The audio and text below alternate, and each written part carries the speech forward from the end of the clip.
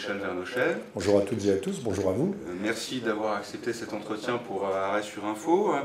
Pour vous présenter brièvement, vous êtes journaliste, historien, spécialiste des relations internationales. Vous publiez régulièrement des articles sur Internet sur divers sujets. Vous avez aussi une production importante, toujours écrite, cette fois dans le cadre d'ouvrages. Alors des ouvrages qui sont sur des sujets récents, qui concernent une grande variété de sujets.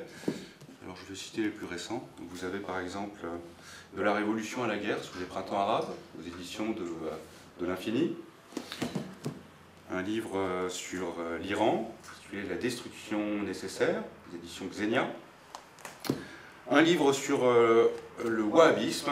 Le wahhabisme est-il un contre-islam? Les égarés, aux éditions Sigest. Enfin, les deux derniers, donc c'est un couple de livres sur la crise ukrainienne, les plus récents. Ukraine, donc le premier c'était l'engrenage, voilà. Maintenant c'est l'escalade. Maintenant c'est l'escalade.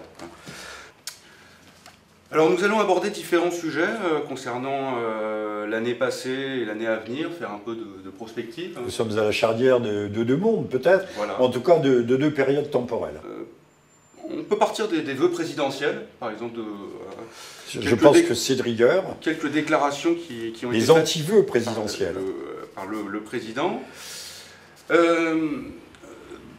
Donc des vœux sur lesquels il a insisté sur la nécessité de retrouver la confiance. Le président Hollande a parlé un peu de politique étrangère au début. Alors, il a dit notamment que la France prend ses responsabilités chaque fois que la paix est menacée, en Afrique et en Irak, et que la France, c'est une diplomatie active qui cherche inlassablement la solution au conflit, comme en Ukraine, où je me suis investi personnellement. Alors, est-ce que vous trouvez déjà cette présentation de la politique étrangère de la France réaliste? Je trouve cette déclaration relative aux affaires internationales de la France assez présomptueuse de la part du président. Que nous intervenions en Afrique, il y a indéniablement en Centrafrique une urgence humanitaire. Maintenant, nous sommes intervenus au Mali et là, les choses étaient beaucoup moins claires, plus équivoques, sans doute moins nécessaires. Nous avons effectivement... nous n'avons pas résolu une situation, et la meilleure preuve en est la situation actuelle en Libye, qui est très liée aussi à ce qui se passe au Mali. Mais allons vite. Il a énoncé l'Irak, alors j'ai été très surpris, je me suis dit, mais de quoi parle-t-il? Certainement pas de la guerre de 2003, puisque la France n'était pas partie prenante.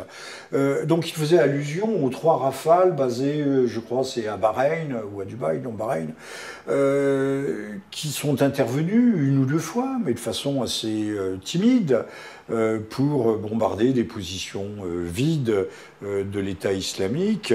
Nous sommes membres d'une coalition, mais enfin cette participation est beaucoup plus symbolique qu'autre chose.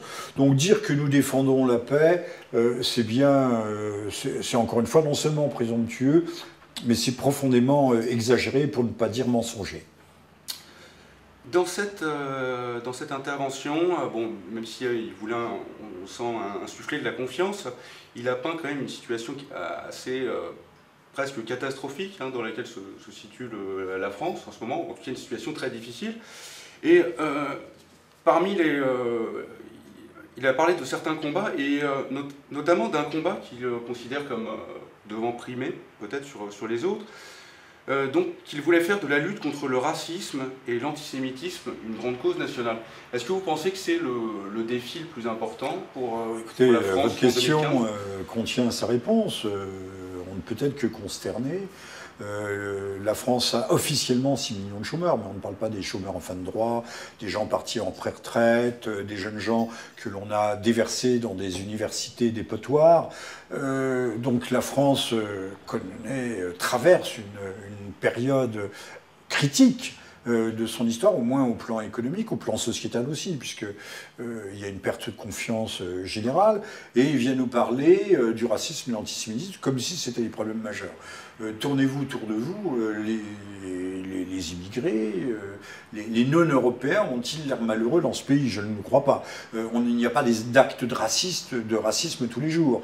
Quant aux actes dits antisémites, on sait qu'ils se comptent uniquement par quelques dizaines annuellement, il est très difficile de faire la part de ceux qui sont authentiques, de ceux qui sont inventés, montés en épingle, des remarques, des remarques verbales qui excèdent, qui entrent d'ailleurs plutôt dans le cadre de l'injure entre individus mécontents l'un de l'autre. On croit, là aussi, on croit rêver de qui M. Hollande se moque-t-il alors qu'il y a des urgences, d'ailleurs, je comprends que nous allions en Irak bombarder les gens de l'État islamique, que nous avons très largement encouragé en Syrie. Donc nous avons une responsabilité au développement de cette tumeur, de ce cancer. Mais qu'allons-nous faire à l'étranger alors que nous ne sommes pas capables de gérer nos affaires? Alors, pour anticiper sur la question suivante, on va passer un peu à la géopolitique, et notamment l'Ukraine. Il a été reproché aux dirigeants occidentaux de faire alliance avec, en Ukraine avec des forces qualifiées de néo-nazis, justement. Donc comment est-ce qu'on peut articuler cette lutte contre l'antisémitisme avec des alliances à l'étranger comme ça qui sont... Enfin, juste ce caractère contradictoire, si vous pouviez dire un mot là-dessus. Alors tout cela semble contradictoire, ce n'est en fait à peine paradoxal, étant donné que ces forces qualifiées ici, parce qu'on brandit toujours des épouvantails de néo-nazis, sont des ultranationalistes, sont des bœufs qui ont cru qu'ils allaient défendre les intérêts de l'Ukraine, qui ont été fascinés par les chants de sirènes de l'Europe. Depuis que l'Ukraine s'est précipitée dans les bras européens, on voit bien que la situation s'est dégradée de façon constante. Le pays s'est cassé en plusieurs endroits. Il y a eu d'abord la Crimée, maintenant il y a le Donbass. Ces ultranationalistes sont concentrés dans des zones tenues justement par des milliardaires sionistes, par une oligarchie sioniste, il faut l'appeler par son nom, c'est la réalité. Ils ont mis au pouvoir des gens qui ne sont peut-être pas aussi corrompus que l'était le pouvoir précédent, mais qui est un pouvoir finalement bénévolent. Mais moralement, ils le sont, puisqu'ils sont vendus. On voit bien, il y a 4 ministres qui sont des gens qui viennent de l'étranger. De Géorgie, il y a une femme, je crois, à l'économie, qui vient des États-Unis, qui a la double nationalité. Géorgienne et américaine. Si je ne me trompe, on ne va pas refaire le détail de ces ministres. Et même... cerise sur le gâteau, expression que je n'aime pas, Monsieur Soros, George Soros, le grand philanthrope devant l'Éternel, a présenté sa candidature pour prendre la direction de la Banque centrale ukrainienne. Donc ce pays qui n'a pas de quoi vivre, qui est au bord de la faillite, vient de voter des achats d'armement à hauteur de 4 milliards de dollars, et la Rada, qui n'est plus qu'un parlement croupion, vient de voter le budget sans même le connaître. Personne n'avait lu le budget, à part M. Arseniy Yatsenyuk, le Premier ministre, qui le brandissait à la main, mais personne ne l'avait lu. Donc vous voyez ce qui est devenu aujourd'hui la soi-disant démocratie parlementaire ukrainienne. Une catastrophe. Donc là, vous parlez au niveau de la réorganisation de l'État. Du basculement de l'État ukrainien dans la sphère occidentaliste et la mainmise complète du département d'État. Des commandes de l'État. Des commandes de l'État. Alors ça, c'est ce qui se passe dans les bureaux, dans les ministères. On parle peut-être un peu moins là, de la situation sur le terrain. Il y a eu des négociations de paix à Minsk début décembre. Est-ce que vous pourriez nous faire un point de la situation sur le terrain, notamment au Donbass? Y a-t-il toujours des combats? Comment ça se passe? Écoutez, il suffit de regarder nos médias pour savoir qu'il ne se passe rien, au moins apparemment, puisque les médias ne nous en parlent plus. En fait, il y avait eu, vous le savez, le 5 septembre, il y avait déjà eu un premier cessez-le-feu. Les combats se sont poursuivis, ont été terribles. Il y avait des dizaines de morts par jour, et jusqu'à ce que l'on signe un deuxième protocole de cessez-le-feu. Tout début, je ne sais plus si c'est le 5 ou le 9 décembre, à Minsk. Sauf que les combats, la nuit dernière, je crois qu'il y a eu encore plusieurs morts, notamment parmi les civils. Donc tout cela est nul et non avenu. Tout cela sont des intentions pieuses. Alors bien sûr, on ne parle plus de colonnes de chars russes, j'allais dire soviétiques, de colonnes de chars russes qui franchiraient nuitamment la frontière. On ne parle plus de ceci, on ne parle plus de cela. Mais l'accord est sur le papier. On voit bien que sans faire sans anticiper sur notre volet prospective, on voit bien que la situation est destinée, mais nous y reviendrons peut-être, est destinée à pourrir encore pour de longs mois. Alors, si on parle de pourrissement de la situation en Ukraine, donc une situation qui irait de l'ordre vers le chaos, alors ça semble... l'Ukraine... Ah bah le chaos est déjà installé. L'Ukraine semble prendre, ou a pris, donc, comme vous le dites, le chemin de nombreux pays qui ont été ciblés par des guerres de libération démocratique ou présentés comme tels ces 10 dernières années. Si on fait le bilan... Donc si on faisait le bilan, enfin rapidement, hein, de la situation par exemple maintenant de l'Afghanistan, bon, l'Irak ce sera peut-être plus évident, de la Syrie, de la Libye... Alors, puisque vous me parliez de M. Hollande, pardonnez-moi, je vous ai coupé, ce qui est totalement incorrect, mais je ne peux pas m'empêcher de rebondir sur votre propos. L'Afghanistan, nous étions censés avoir retiré quasiment toutes nos troupes il y a déjà 3 ans, avec l'arrivée de M. Hollande, vous vous en souvenez, hein? Nous étions retirés, c'était honteux, il y avait eu des soldats qui étaient morts, nous étions retirés. Et puis on s'aperçoit qu'il y avait encore des soldats français, alors bien sûr on dit non combattants, mais en fait il y avait encore 1000, 1500. Les chiffres, c'est comme le nombre des voitures brûlées les jours de réveillon, enfin les nuits de réveillon, on ne connaît pas très bien les chiffres. Mais nous étions encore là. Donc les forces de l'OTAN, puisque c'était l'OTAN qui intervenait... Le statut de ces combattants est-il semblable à celui de certains officiers français qui ont pu être arrêtés en Syrie ? Non, rien à voir. Non. Le semi-officiel. Non, c'était totalement officiel, puisqu'on a annoncé officiellement le retrait des forces françaises d'Afghanistan, en même temps que les forces américaines qui refluent. Sauf qu'on ne nous dit pas combien de contractants, c'est-à-dire de mercenaires, de membres des compagnies, des armées privées américaines, restent actuellement. Et puis il y a aussi un contingent de soldats américains assez important, plusieurs milliers ou une dizaine de milliers ou plusieurs dizaines de milliers. Je sais que c'était en négociation et des négociations très âpres avec le gouvernement afghan. Je ne sais pas où nous en sommes actuellement. Toujours est-il qu'il restera un noyau, ne serait-ce qu'à l'ambassade. Les ambassades, vous savez, ce sont de véritables États dans l'État, des cités dans la cité, les ambassades américaines, comme dans la zone verte de Bagdad. Toujours est-il que la guerre a eu lieu à l'automne 2001, après les événements du 11 septembre, et que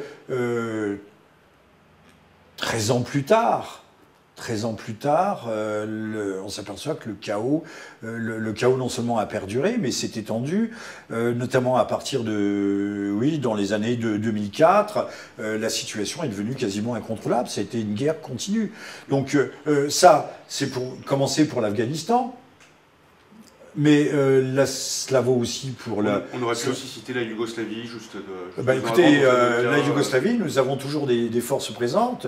Les choses ne sont pas tout à fait calmes en Bosnie. Il faudrait voir quelles sont les forces onusiennes à laquelle participent les Français d'ailleurs, qui se trouvent aujourd'hui, sans doute sont-elles résiduelles en Bosnie, mais il y en a, ça c'est sûr, au Kosovo.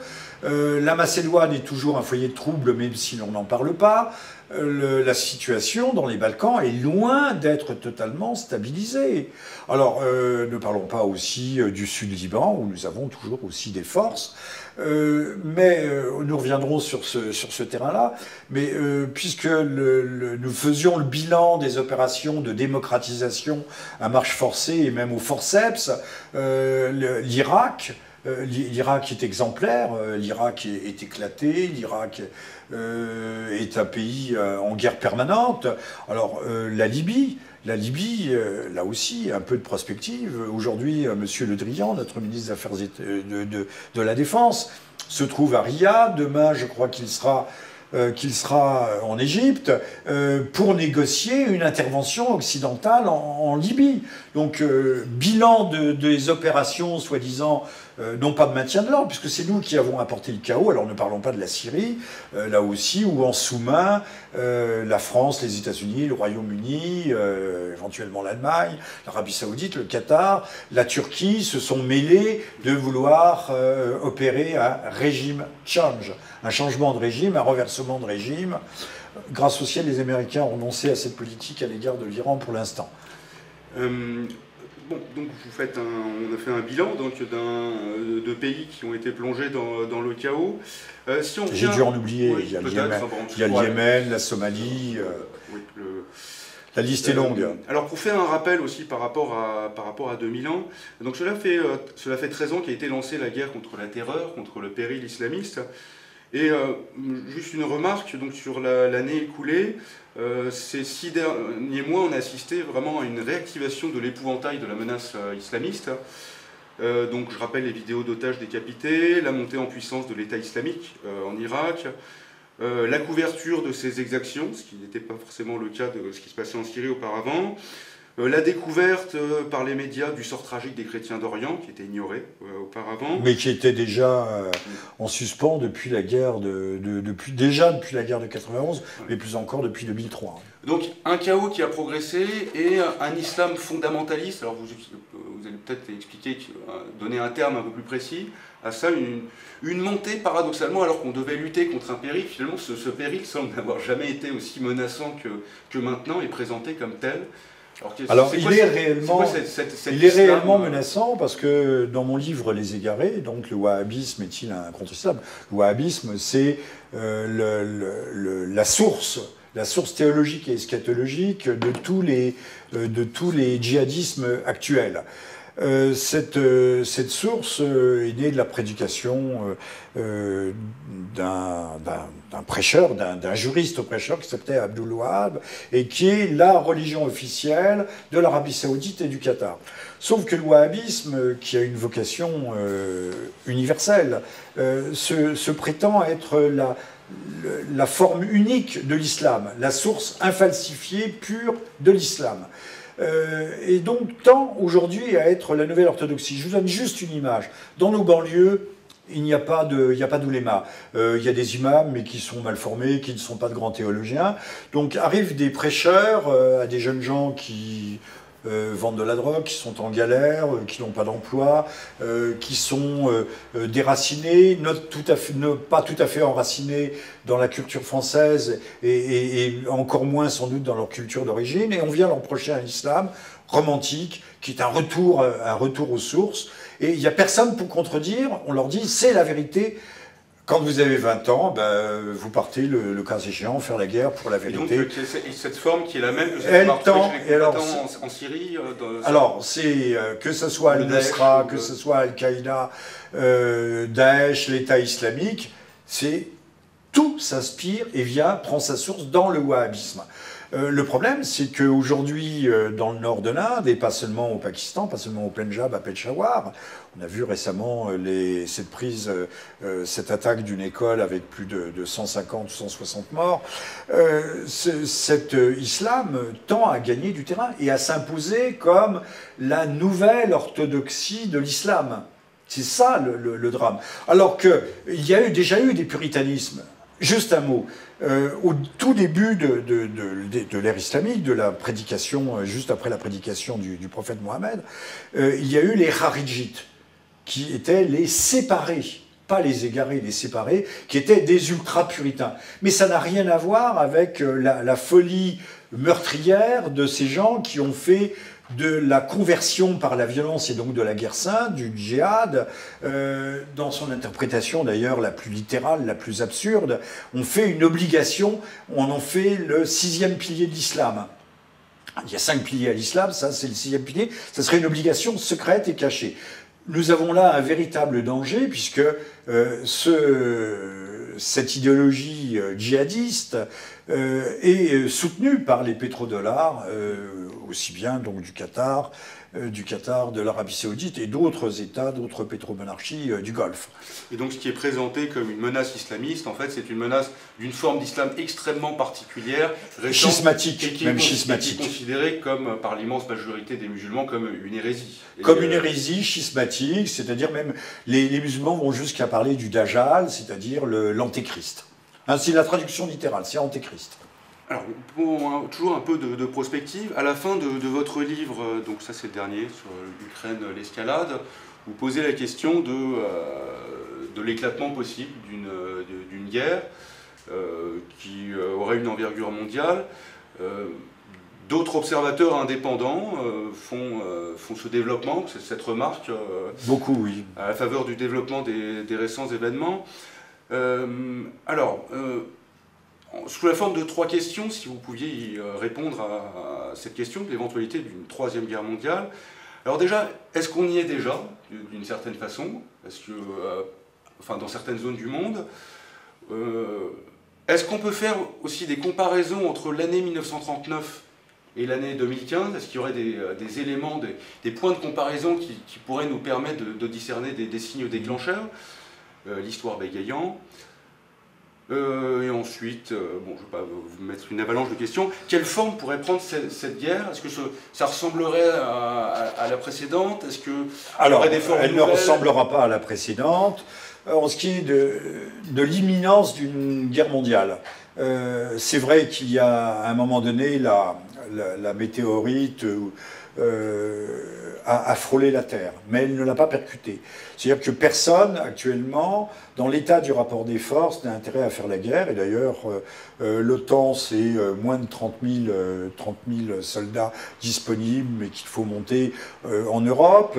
Bien sûr, les Américains peuvent toujours faire la guerre contre l'Ukraine et contre la Russie, enfin pas contre l'Ukraine, contre les indépendantistes du Donbass, par l'Union européenne interposée. Les Américains adorent, ils veulent, maintenant c'est 0 mort, 0 soldat au tapis, faire la guerre par le truchement et grâce à des puissances tierces. Mais ce n'est pas tout à fait à l'ordre du jour. La situation, la conjoncture n'est pas favorable.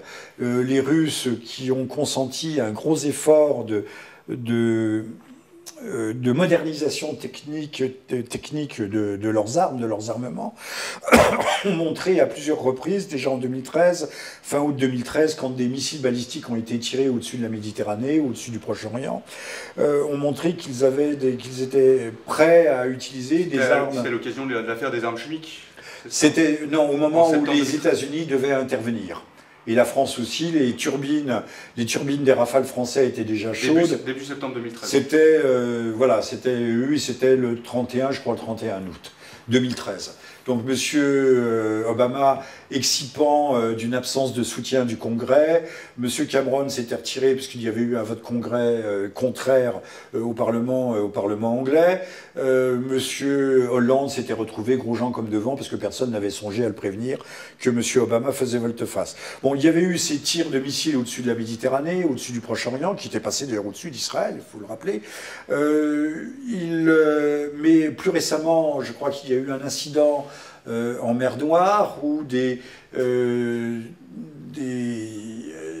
moyens électroniques embarqués à bord de je ne sais quel Tupolev ou je ne sais quel Sukhoi auraient neutralisé les moyens de repérage, d'acquisition, de guidage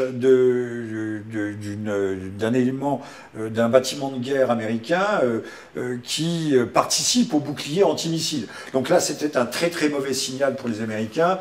S'ils perdent d'entrée de jeu la guerre électronique, ils perdent la guerre tout court. Donc les Américains n'ont pas renoncé éventuellement à la possibilité d'une guerre. Sauf qu'ils sont en train d'essayer de rattraper un retard qui vient de s'établir dans le domaine technique. C'est ce qu'on appelle technologique. Vous évoquiez dans votre livre de nouvelles armes qui ont été développées notamment par la Chine et la Russie. Et la Russie. Qui rendraient forcément voilà, tout le monde se met à parler des missiles hypervéloces, c'est-à-dire des armes hypersoniques qui seraient capables de frapper. Les Américains cherchent à pouvoir frapper dans un délai d'une demi-heure n'importe quelle cible, sans avoir à survoler, à franchir des espaces aériens, ce qui impliquerait des questions de droit international, qui là ne se posent plus dès lors qu'il est dans l'espace intermédiaire, non soumis à la loi internationale, entre l'espace aérien et l'espace véritablement, l'espace tout court. Donc on est dans la mésosphère, hein, dans un espace intermédiaire. Et donc là, actuellement, il y a une véritable course aux armements qui est lancée. Les Américains qui avaient la maîtrise du monde, l'ont eu au moins pendant une vingtaine d'années, jusqu'à l'aube des années 2010, en raison de ce qu'on appelait le technological gap, le fossé technique, qui faisait que les Américains avaient une supériorité absolue de la terre, de la mer, de l'espace et de l'espace extra-atmosphérique. Maintenant, ce n'est plus le cas. ils sont concurrencés, et durement concurrencés, par la Russie, par la Chine, par l'Inde aussi bien. Donc les conditions ne sont pas réunies pour une confrontation. Une confrontation ne doit pas en principe conduire à une guerre trop dévastatrice. Par contre, nous allons assister à un pourrissement, à une guerre, ce qu'on appelle une guerre non linéaire, une guerre tout à fait non conventionnelle, non classique, des formes de guerre, aussi bien on a très récemment parlé de la cyberguerre, mais l'État islamique... Tout simplement introduire le chaos dans des pays... L'État islamique est certainement un élément de la diplomatie armée des États-Unis au Proche-Orient. Alors, il y a un frein d'accélérateur. Comme on ne peut pas être pour l'État islamique, on monte une coalition, mais qui ne fait pas beaucoup de bobos à l'État islamique. On bombarde ici et là, on limite, on freine. Et puis quand on a besoin, on accélère. Mais d'ores et déjà, on a déjà créé une sorte d'État sunnite, de Sudistland, à cheval, mais c'est un très grand territoire, mais c'est du désert, à cheval sur l'Irak et la Syrie. Et c'est un moyen de réduire le pouvoir de Damas, de l'État syrien, et de pousser les forces qui visent au renversement du pouvoir à Damas. Donc ça, sont des éléments de réponse.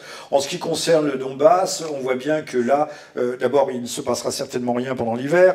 Des accords viennent d'être passés entre Moscou et Kiev sur les approvisionnements en houille et en gaz, et c'est nécessaire, on ne va pas laisser périr les populations. Dans votre livre, vous avez comparé la crise ukrainienne à la crise des Sudètes, c'est pour ça que j'avais placé... Alors la comparaison s'impose effectivement. Nous sommes dans un cas de figure qui rappelle très fortement, au départ M. Poutine était plus réticent, plus tiède, coincé, pris entre deux feux, entre les nationalistes grands russes, grands russiens, et puis l'aile libérale occidentale. Maintenant, je pense que la diplomatie euro-américaine, euro-atlantique a tellement bien joué que M. Poutine est sorti de son indécision et que des déclarations ont été faites sans aucune ambiguïté à ce propos. On ne laissera pas martyriser et périr les populations russophones de l'Est de l'Ukraine. Donc il n'y a pas... L'intervention n'est pas à l'ordre du jour, mais d'un autre côté, la Russie montre également, en train de montrer les crocs et les griffes. On vous remercie, Jean-Michel Vernochet, pour et moi cet aussi, entretien. moi aussi. Et donc, on souhaitait une bonne année, qui ne le sera peut-être pas. Elle sera certainement difficile. Oui. Difficile. Sur ces mots.